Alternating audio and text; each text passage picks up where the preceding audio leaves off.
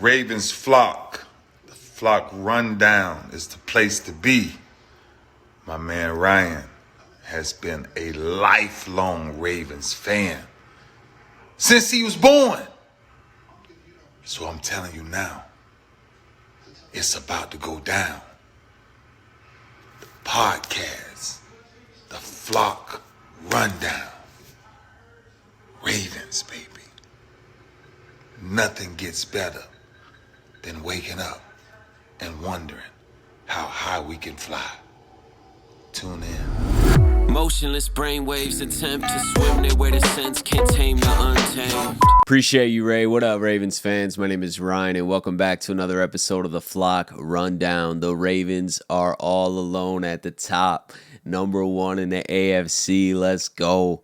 After the Miami Dolphins lost to the Titans, the Chiefs lost to the Bills, the Jags lost to the Browns. The Ravens are 10-3. As long as we take care of business against Jacksonville this week and then Miami in 2 weeks, and obviously those aren't easy games, you know what I mean? Like they could go against us and we could lose those games and then everything changes and it gets a lot more interesting. But as long as we beat the Jaguars, the Dolphins, and then close the season out in Baltimore with a win against Pittsburgh, that Niners game becomes meaningless. And I don't want to say meaningless as in it's not going to be entertaining. I mean, it was my favorite game of the year ahead of the schedule. I did a schedule reaction live when it dropped when I first started this channel.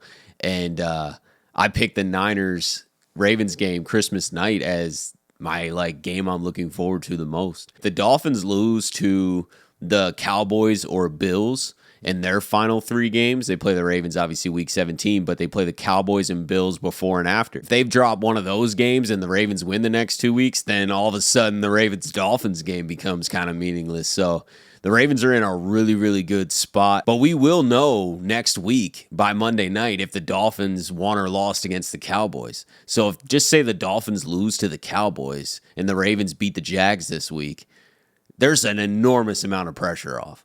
Because at that point, we have a 2-game lead. Obviously, it would benefit us greatly to go in and then beat San Francisco because then we don't even have to beat the Dolphins. It's irrelevant. We'd have a 2-game lead. The tiebreaker would not matter. If we drop that game to San Francisco, which obviously could happen, I'd say they're rivaling us for the best team in the league right now. If we did drop that game against San Francisco, it doesn't matter much at all. It just means that our showdown versus the Dolphins is going to be for that number 1 seed most likely. But the Dolphins stretch is just as hard as the Ravens in my opinion. I mean, they got the Jets this week, which is a winnable game for them, but not easy. Division opponents are never easy, but then they go Cowboys, Ravens, Bills. I mean, I could easily see the Dolphins going 2-2. And if the Ravens can go 3-1, we easily secure the number 1 seed. So we are sitting in an incredible position after that Miami loss. And I've seen some stuff floating around online, some other content creators talking about how a bunch of fans don't want us to get the bye. If you're one of those fans, that is nonsense, man. That is nonsense. Forget 2019. That's a whole different roster. That's a different offensive coordinator. That's a young Lamar Jackson, inexperienced Lamar Jackson. This is just a different team. Give me the first round bye. I do not want to run into Cleveland or Buffalo, or if Buffalo wins Miami. These are all the wild card possibilities. You know, I don't want to face one of those in week 1. You could easily drop that game, and then now you're one and done in the wild card round, and we're back to square one. Like, what do we do to make a playoff run to get to a Super Bowl? No, give me the home field.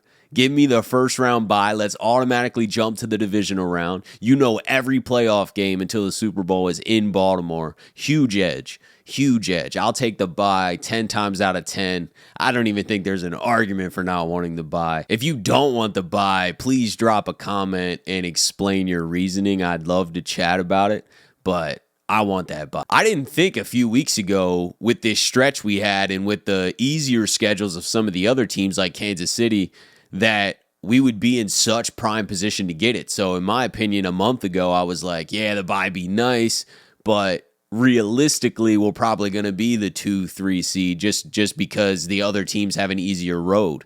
But the way it's played out, Baltimore continues to win. Other teams are dropping some games that they probably shouldn't drop. Miami should not lose to the Titans. So now that we're in such prime position to get it with only 4 games to go, yeah, I want that bye, and I'm confident we can get it. Some other interesting news happened. The Ravens signed Malik Cunningham, former Louisville quarterback, former Lamar Jackson teammate for 1 year. They signed him to the active roster off of the Patriots practice squad.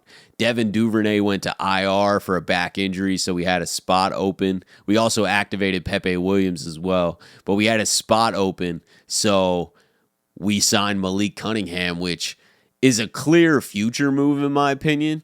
I think that since Josh Johnson and Tyler Huntley are free agents next year, it's not saying, I think Josh Johnson probably will not be back, but I'm not saying Tyler Huntley wouldn't be back next year, but he could sign elsewhere. So Malik Cunningham is a nice security blanket. This guy plays like Lamar. He's talented. I'm not saying he's Lamar by any means, but his production at Louisville was insane. And I saw the Patriots tackle was saying that, you know, glad to see you go somewhere where your talent's respected.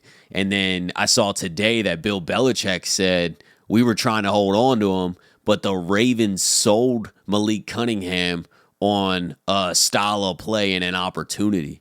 And shout out to the Ravens. Shout out to Eric DeCosta and the front office for being able to make moves like that and also always be looking forward. You know, that's the reason that we took a risk on Lamar Jackson. We were not moving on from Joe Flacco at that moment, but we had an eye towards the future. We had an eye towards where this game could go. And now look, every quarterback damn near has to be mobile.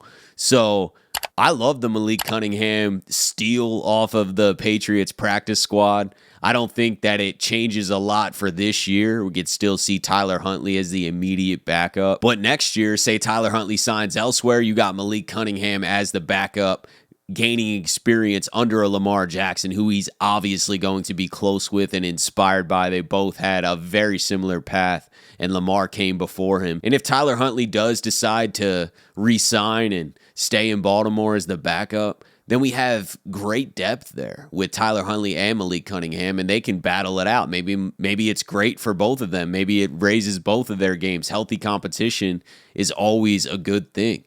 So this is a genius move, in my opinion. I did not see that coming at all, and I just want to credit Eric DeCosta, the front office staff, for making moves like that, because this will pay dividends. But let me know your thoughts in the comments about this Malik Cunningham signing. Let me know your thoughts about down the stretch. What are the Ravens going to go? What's their record going to be? Do you want that first round bye? I'm telling you, you'd be crazy not to want the first round bye, but I'm here to hear you out. And as always, guys, I appreciate you tuning in to another episode of the Flock Rundown. Have a beautiful rest of your day, and I'll talk to you guys next time. Motionless brainwaves attempt to swim their way to sense, can't tame the untamed.